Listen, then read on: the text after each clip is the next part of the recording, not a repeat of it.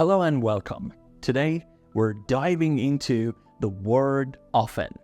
If you're learning English, understanding how to use often correctly can help you express yourself more clearly and confidently.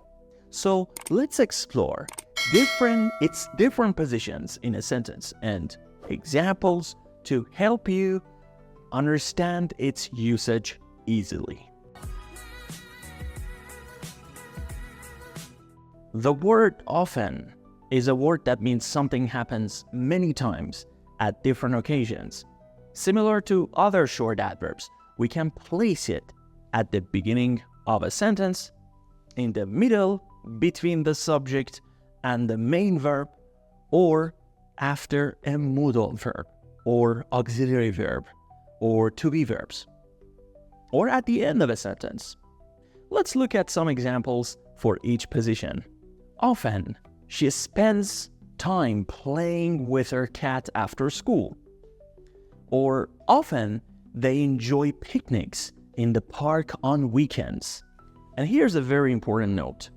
The front position for the word often is the least common position and sounds more formal. The second note is that we can emphasize often with very or quite.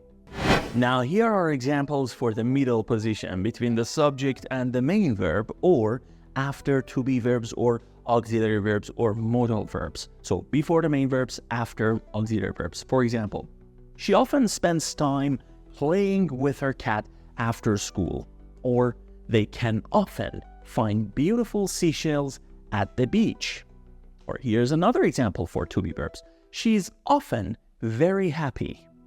And here's another example. They are often late. It is very often sunny in the summer. He was quite often tired after work. And here's an example for the end position. Do you go there often? And that's a wrap. Now you know how to use often in different positions within a sentence. Whether it's at the beginning, middle, or end, you can confidently express how frequently something happens with the word often. Keep practicing, and soon using often will become second nature to you. And happy learning.